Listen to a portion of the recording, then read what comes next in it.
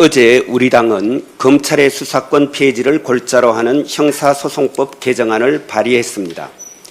검사의 직접 수사권과 보안 수사권을 폐지하여 수사 주체를 사법경찰관으로 일원화하고 공소청은 공소제기 및 공소유지에만 전념케하되 보완 조치로서 검사의 보완 수사 요구권을 두는 등 수사와 기소의 분리라는 새로운 형사사법체계의 대원칙에 부합하도록 꼼꼼히 설계된 법안입니다. 오늘부터 국회 법제사법위원회에서 개정안 심사에 착수하는 만큼 10월 2일 공소청과 중대범죄수사청이 출범하는데 한 틈의 오차도 생기지 않도록 당은 당이 할 일을, 국회는 국회가 할 일을 뚜벅뚜벅 해나갈 것입니다.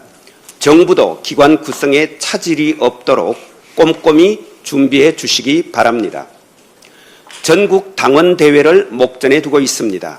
엿새 뒤면 후보 등록이 시작되고 당 지도부 선거가 본격화하는 만큼 자칫 서로 예민할 수밖에 없는 때입니다. 오얏나무 아래서 갓끈을 고쳐 매지 말라고 했습니다. 서로 자중하고 서로 절제해야 합니다. 특히 지도체제의 변화를 가져오는 새로운 제도의 도입이나 선거 방식의 변경은 신중해야 합니다. 위인설관, 위인설제한다는 의심을 사지 않도록 조심 또 조심해야 합니다. 그런데도 당 일각에서 심지어 당의 조직과 운영의 근간인 당헌, 당규를 무시하면서까지 선호투표를 밀어붙이는 행태에 대해서는 우려하지 않을 수 없습니다. 우리 당 당헌 제25조는 당대표를 과반수 득표로 선출하고 그 방법으로 결선투표 실시를 명문화하고 있습니다. 구체적인 사항은 당규로 정하도록 위임하고 있습니다. 이에 당규 제4호 제66조 제1항은 결선투표 이외의 다른 투표를 일절 허용하지 않고 있습니다. 선호투표는 결선투표의 한 방법이 아닙니다. 전혀 다른 별개의 투표 방법입니다. 당헌 제98조 제1항의 규정에서도 알 수 있듯이 우리 당헌은 결선투표와 선호투표를 별개의 투표 방법으로 명시하고 있고 당대표 선거에는 결선투표를 적용하도록 규정하고 있습니다. 사전적으로 보더라도 결선투표는 선거에서 당선에 필요한 표수를 얻은 후보가 없을 때 상위 투표자 2 이상을 대상으로 다시 하는 투표, 즉 2차 투표입니다. 1차 투표로 과반수 득표자를 가리는 선호투표와는 전혀 다른 방식입니다. 게다가 선호투표의 경우 당규 제4호 제48조 2에 따르면 과반 득표자가 나오기 전 중간 개표 결과는 공개하지 못합니다. 개표 결과를 그때그때 공개하는 지역별 순회 경선에는 아예 적용할 수 없는 이른바 원샷 투표 방법입니다.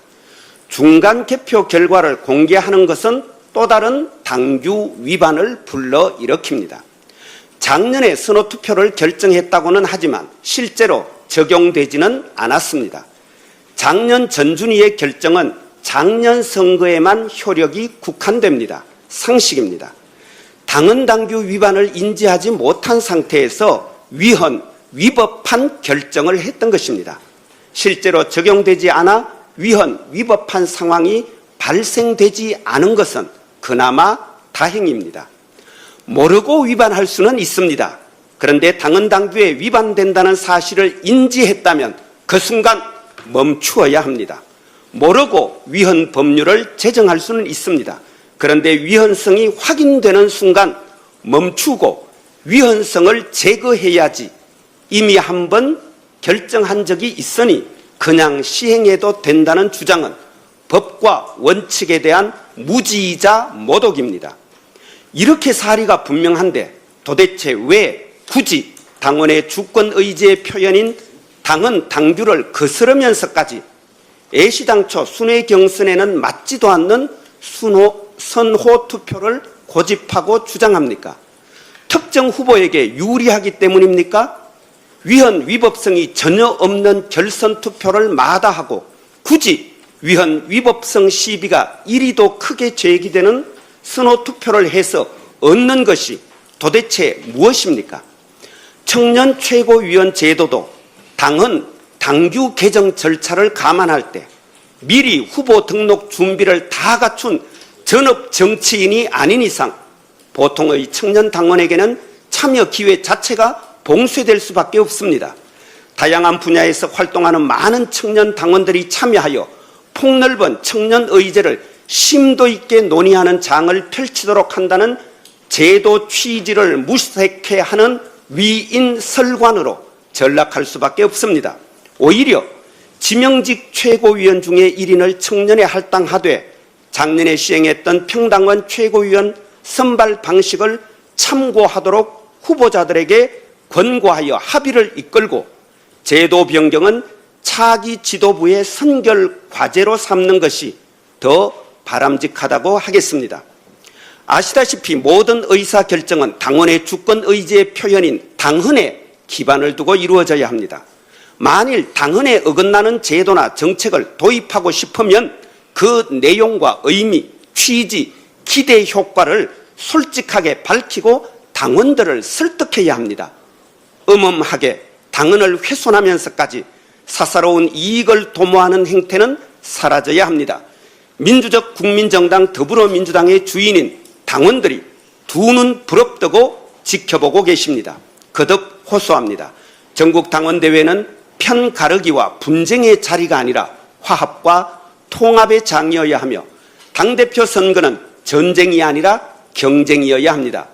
이재명 대통령께서도 말씀하셨듯이 통합은 유능의 지표이고 분열은 무능의 결과입니다. 당을 혁신할 실력도 당의 유산과 전통을 이어갈 의지도 없는 세력만이, 그런 사람만이 알량한 자기 이익을 위해 당원을 편가르고 혐오를 심는 법입니다. 국민의 주권 의지가 일상적으로 국정에 반영되는 진정한 민주공화국을 만들기 위해 빛의 광장에 함께해 주셨던 자랑스러운 당원 동지들께서 당원의 주권 의지가 일상적으로 관철되는 진짜 민주당을 만들기 위해 명실상부 당원이 주인인 정당을 만들고 당원 주권 시대를 열기 위해 분투해 주시기를 호소합니다. 민주적 국민정당 더불어민주당을 지켜주십시오. 고맙습니다. 네, 이상 발언을 모두 마치고 당대표 직무내